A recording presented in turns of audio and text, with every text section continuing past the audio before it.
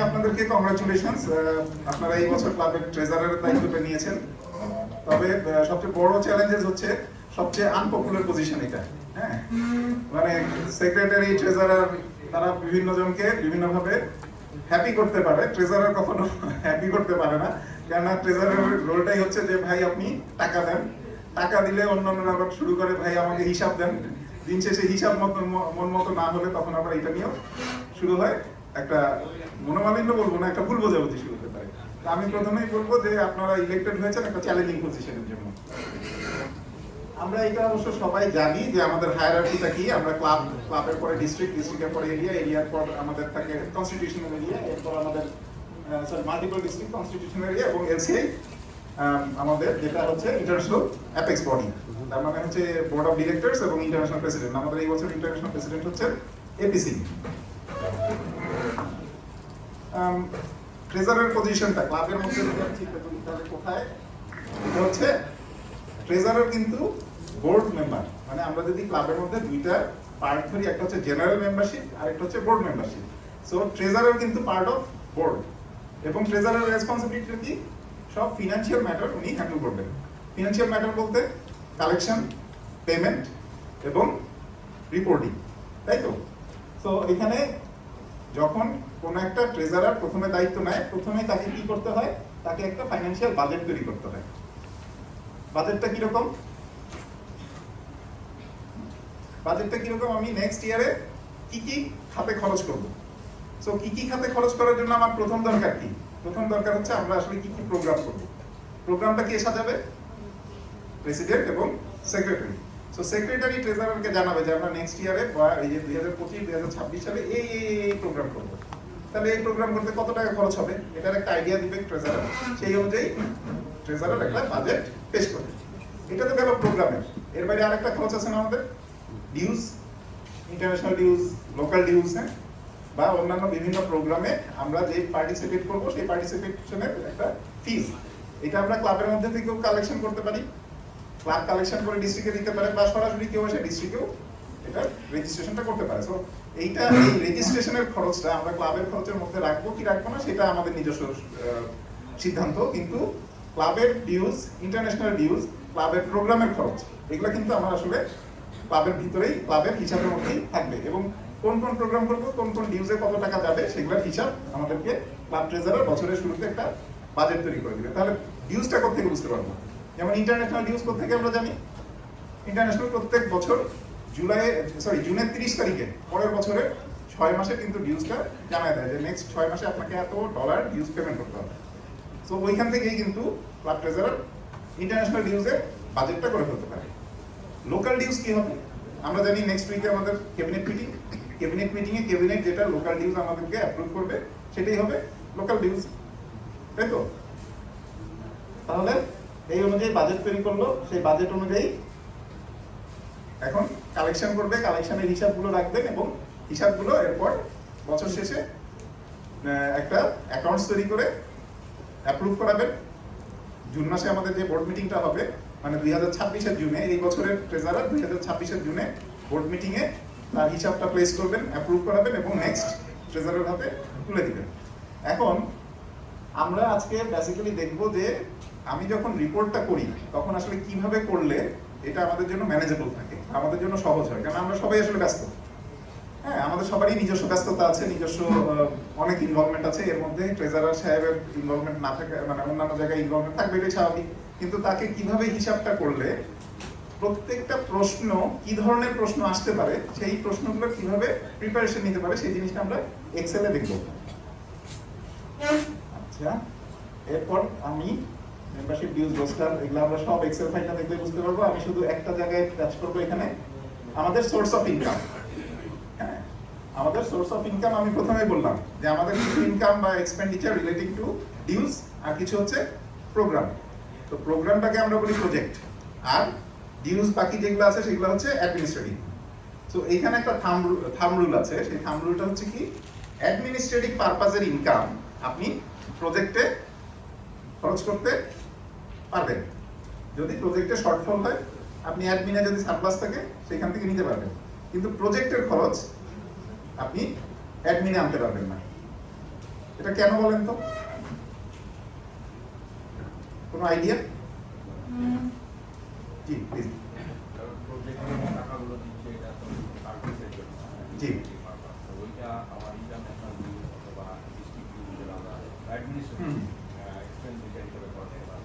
আরো যদি আমি একেবারে কি বলে গ্র্যানুলার লেভেলে দেখি, প্রজেক্টের জন্য ধরেন আপনারা একটা এতিমখানায়, প্লিজ বসেন, থ্যাংক ইউ আপনি একেবারে এক্সাক্ট অ্যান্সারটা দিয়েছেন।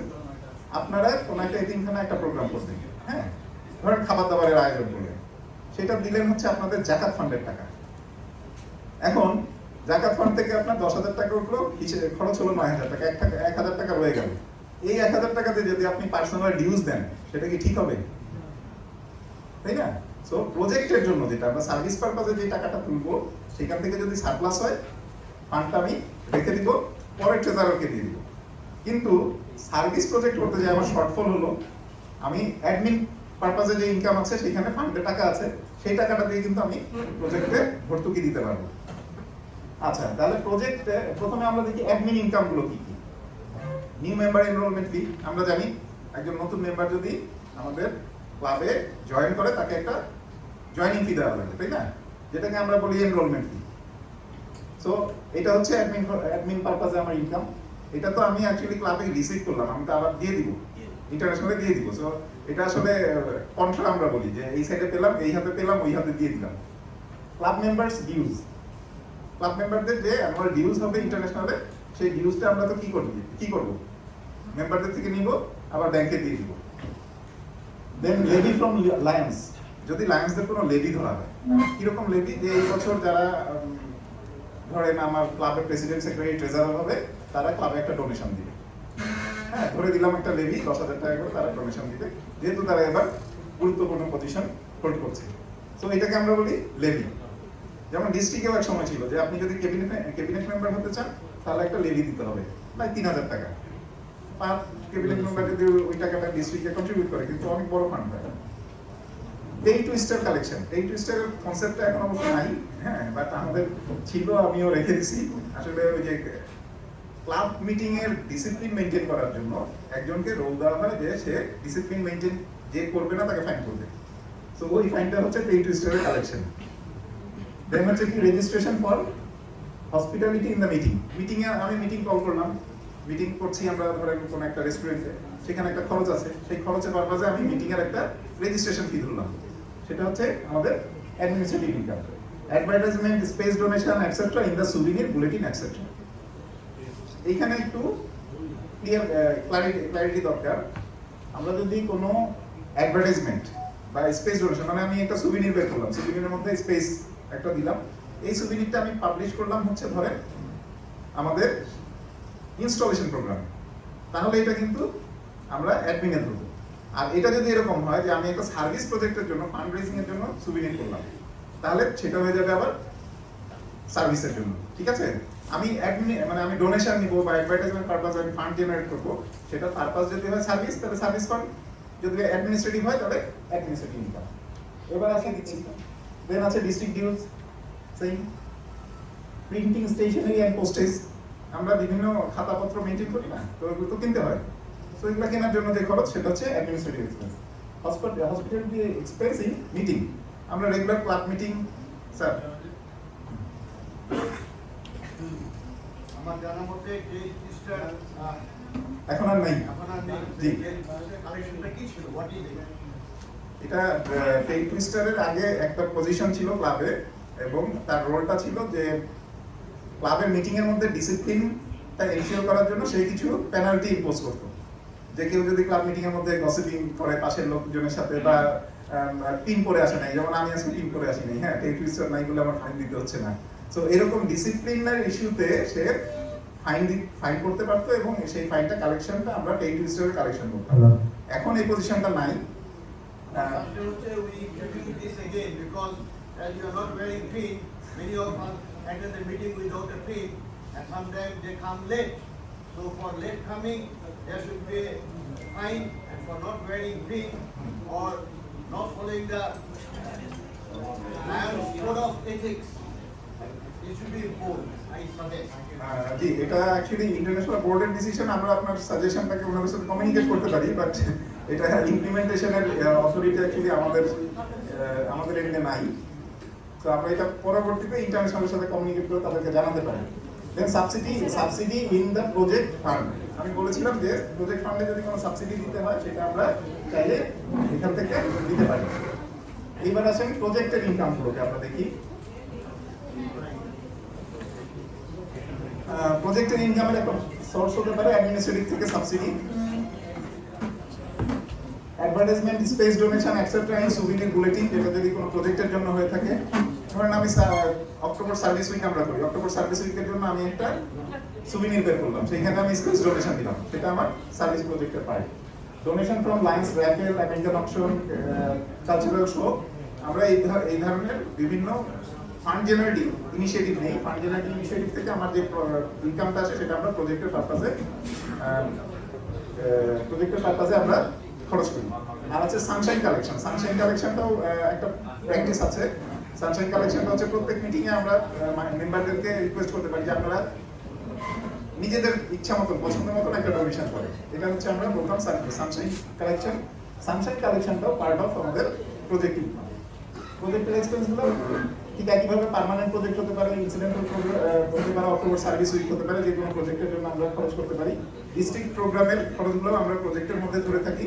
যেমন অক্টোবর সার্ভিস উইকে আপনার ক্লাব থেকে হুইল চেয়ার দেওয়া হয়, সেই হুইল চেয়ারের টাকাটা আমরা ক্লাবে কোথায় দেখাবো?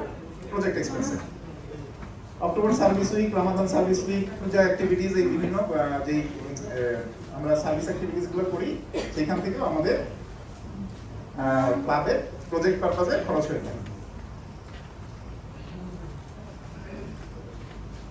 আচ্ছা, ইন্টারন্যাশনালে আমাদের ডিউজ দুইবার চার্জ করা হয়। মানে আপনি যদি ক্লাবের মেম্বার হয়ে থাকেন, ক্লাবের মেম্বারদের বিলিংটা ইন্টারন্যাশনাল দুইবার বছরে করে থাকে।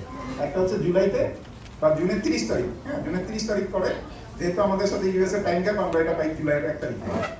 আর ঠিক একইভাবে জানুয়ারি মানে ডিসেম্বরের 31 তারিখ করে আমরা জানুয়ারির 1 তারিখ পাই। তো এই টাইমে আমাদের ডিলটা জেনারেট হয়। আর ডিলটা পেমেন্ট করার টাইমলাইনটা হচ্ছে ইয়েলো বক্সটা, মানে আপনার জুলাইতে যে ডিলটা ইন্টারন্যাশনাল জেনারেট করেছে, ইম্পোজ করেছে, সেইটা পেমেন্ট করতে হবে আপনাকে অবশ্যই অক্টোবরের 17 তারিখের মধ্যে। আদারওয়াইজ আপনার ক্লাব সাসপেনশনে চলে যাবে। ফাইন্যান্সিয়াল সাসপেনশনে গেলে আপনি রেজিস্ট্রেট করতে পারবেন, কোনো সমস্যা নেই, বাট আপনার ভোটিং রাইট কমে যাবে।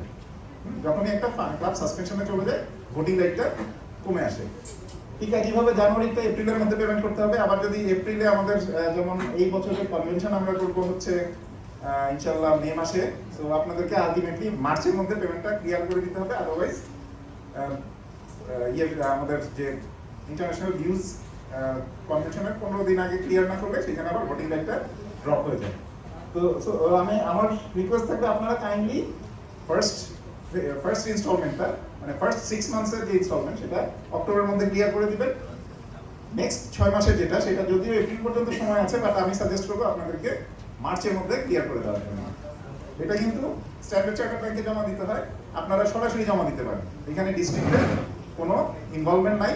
এবং আমি স্ট্রংলি বলবো আপনারা নিজেরা জমা দেন, ডিস্ট্রিক্টকে এখানে ইনভলভ করেন না। বিকজ 2 উইকস ব্যাক, মানে গত পরশুদিন নাকি ডিস্ট্রিক্ট থেকে একটা সার্কুলার হয়েছে, আপনারা দেখছেন নিশ্চয়ই, যে ডিস্ট্রিক্ট এখন ক্লাবের পক্ষ থেকে ইন্টারন্যাশনাল ডিউজ কালেক্টও করবে না, পেমেন্টও করবে না। আচ্ছা, তাহলে ডিস্ট্রিক্টকে আপনার ইন্টারন্যাশনাল পেমেন্ট করতে হলে আপনাকে কি করতে হবে? আপনাকে স্ট্যান্ডার্ড চার্টার্ড ব্যাংকের যে কোনো ব্রাঞ্চে যে এই অ্যাকাউন্টটায় টাকা জমা করতে হবে। অ্যাকাউন্টের নাম্বার হচ্ছে 01562481 এই অ্যাকাউন্টে আপনি international association of Lions clubs এই নামে জমা করবেন। স্ট্যান্ডার্ড চার্টার্ডের যে কোনো ব্রাঞ্চে এটা জমা করা যায়। তবে আমি আপনাদেরকে একটা ইনফরমেশন দিয়ে রাখি, সেটা হচ্ছে কি স্ট্যান্ডার্ড চার্টার কিন্তু 1 লাখ টাকার নিচে ওরা কাউন্টারে জমা নেয় না। আপনি যদি 1 লাখ টাকার নিচে জমা দিতে যান, ওরা বলবে যে আপনি সিডিএম এ জমা দেন। সো ওইখানে আমিও এই প্রবলেমটা ফেস করি। আমি যেটা করি যে আমি বলি যে দেখেন আমার এই স্লিপটা স্ক্যান করে বাইরে পাঠাতে হবে, তখন ওরা কিন্তু আমার এইটা অ্যাকসেপ্ট করে ওভার দ্য কাউন্টার। সো আপনারাও বলবেন যে আমাকে এই স্লিপটা স্ক্যান করে বাইরে পাঠাতে হবে, এটা আমার ক্লাবের ফিস। হ্যাঁ, আদারওয়াইজ 1 লাখ টাকার উপরে ডিউস খুব কম সংখ্যক ক্লাবেরই আছে, যেটা কিনা স্ট্যান্ডার্ড চার্টার প্রথমে গেলেই বলে যে আপনি ওই যে মেশিনে জমা দেন। হ্যাঁ? আচ্ছা, সো ডিউস দেওয়ার সময় আপনাকে কি লিখতে হবে? অ্যাকাউন্ট নাম্বার, দেন অ্যাকাউন্টের টাইটেল, কয় টাকা জমা দিচ্ছেন, এগুলো তো সব লিখছেন। অবশ্যই যে কথাটা লিখতে হবে সেটা হচ্ছে ক্লাব নাম্বারটা। দেখেন এখানে কিন্তু আসলে ক্লাব নাম্বার লেখার কোনো জায়গা নেই, কারণ ওরা তো ডিপোজিট স্লিপটা তৈরি করতে হচ্ছে নর্মাল ডিপোজিটারের জন্য, লায়েন্সের জন্য না। সো লায়েন্সের জন্য ইম্পর্টেন্ট হচ্ছে ক্লাব নাম্বারটা। আপনারা এই স্লিপের কোনো একটা জায়গায় অবশ্যই ক্লাব নাম্বারটা মেনশন করবেন। আর এইটা যখন আপনি জমা দিয়ে ফেলবেন, জমা দেওয়ার পরে আপনি বাসায় চলে আসবেন বা অফিসে গেলেন, অফিসে যেয়ে ইন্টারন্যাশনালে একটা মেইল করতে হবে। ইন্টারন্যাশনালে মেইলটা করবেন কি, সরি এখন আর তৃণমূলার নাই, আপনারা এইটা ইগনোর করেন, এই অ্যাড্রেসটায় মেইল করতে হবে, অ্যাকাউন্ট রিসিভেবলস @lionsclub.org। তৃণমূলের এখন আর নাই, ওকে সিসি দিলে সিসি এখন আর দিয়েন না। তো লিখতে হবে কি যে আমি এই ক্লাবের এত টাকা এত তারিখে স্ট্যান্ডার্ড চার্টার্ড ব্যাংকে জমা দিয়েছি, আপনি আমার ক্লাব স্টেটমেন্টটা অ্যাডজাস্ট করেন। আমি যেটা দেখছি ইউজুয়ালি আমার যদি যেই দিন আমি পেমেন্ট করি তার পরের দিন সকালে আমি ওদের অ্যাডজাস্টমেন্টের নোটিফিকেশনটা পেয়ে যাই। সাধারণত দেরি হয় না, বাট রোববার হলে ওই দিনটা ওদের বন্ধ, শনিবার রবিবার, তো ওই দিনের দিন আপনার হয় না। অন্যান্য দিনগুলোতে আমি যেদিনই মেইল করছি পরের দিনই সকালে উঠে আমি দেখছি যে ওরা এটা একনলেজ করছে। তো এই পর্যন্ত ছিল আমার সেশন। একটা স্লাইড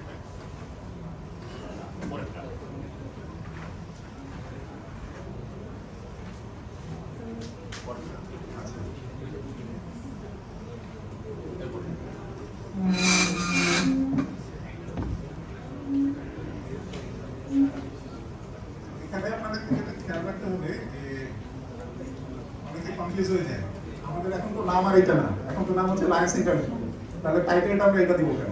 আসলে সেই হ্যাঁ এটার অ্যাকাউন্টটা করা হয়েছিল পাকিস্তান আমলে, তখনকার সময়ে লায়েন্স ক্লাবের নাম ছিল the international association of lines clubs. তো এইটা আর চেঞ্জ করা হয় নাই, এই জন্য এই নামে দিতে হয়। লায়েন্স ইন্টারন্যাশনাল লিখলে কিন্তু ওরা জমা নিবে না, এটা একটু খেয়াল করে যে the international association of lines clubs. আমার কয় মিনিট আছে?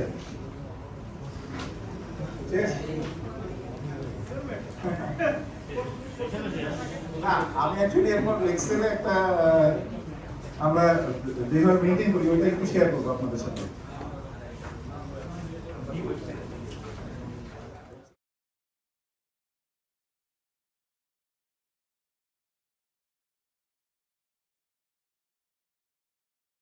তাতে খুব মানে প্রত্যেকটা অ্যাকাউন্টসের জন্য ক্ল্যারিটি থাকে। হ্যাঁ, এটা হচ্ছে অ্যাডমিনিস্ট্রেটিভ এক্সপেন্স। দেখেন নতুন সদস্যের যোগদান ছাড়া, নতুন সদস্য যখন যোগদান করবে, এটা যদি ধরেন 11 নাম্বার সদস্য হয় তারপরে আমরা টাকাটা নিব। হ্যাঁ, এখানে যোগদানের চার্জটা, জেলা খরচ এবং ক্লাবের খরচ, এই তিনটা যোগ করব।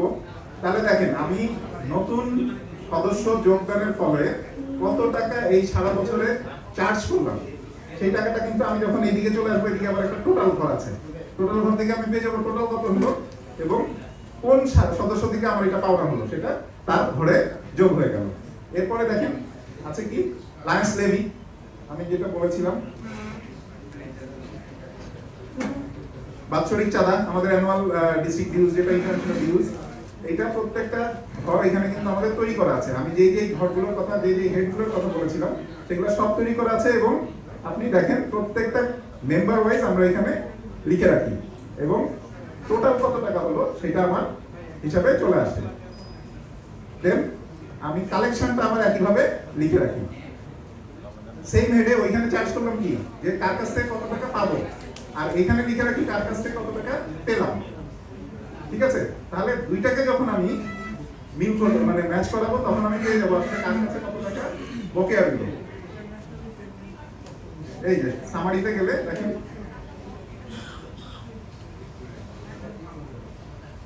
চলতি বছরের ধার্যকৃত চাঁদা, এটা হচ্ছে 20 জনের টোটালটা। হ্যাঁ, সেই 20 জনের সব মিলে আমার টোটাল পেলাম, এর মধ্যে কত টাকা আমার আদায় হয়েছে, মোট বকেয়া কত, এটা আমি এখানে এই জন্য একটা সামারি পেয়ে গেলাম। আর আমি ইন্ডিভিজুয়ালটা পেলাম কোথায়, এই যে এইখানে ইন্ডিভিজুয়াল প্রত্যেকের নামে নামে হিসাবটা আমি এখানে রাখছি। এটা সামারিটা চলে যাচ্ছে ওই শীটে। ঠিক একইভাবে একবার আমরা কালেক্ট করি, একবার আমরা চার্জ করি, সেটা ডিফারেন্সটাই হচ্ছে আমার বকেয়া। আর এর পাশাপাশি আরেকটা জিনিস আমি ইনক্লুড করতে বলবো সবাইকে, সেটা হচ্ছে ক্যাশ বুক। আপনারা যদি এরকম ফর্ম অ্যাটলিস্ট যদি অত জটিলতার মধ্যে না যান, অ্যাটলিস্ট ক্যাশ বুক ফর্ম যদি রাখেন যে কে কত কত তারিখ কে কত টাকা দিল, কত তারিখ আমি কাকে কত টাকা খরচ বাবদ প্রদান করলাম, তাহলে কিন্তু আমার কাছে হাতে কত টাকা রইলো সেটা ব্যালেন্সটা এবং সেটা কাউন্ট করলে আমার যদি মিলে যায়, তার মানে আমার কিন্তু ক্যাশ বুক মিলে গেল। তো পরে এখান থেকে আমি হিসাব করে বের করতে পারবো কার কাছ থেকে কত টাকা পাওনা ছিল, কার কাছ থেকে কত টাকা আমি পেয়েছি, কত টাকা বকেয়া।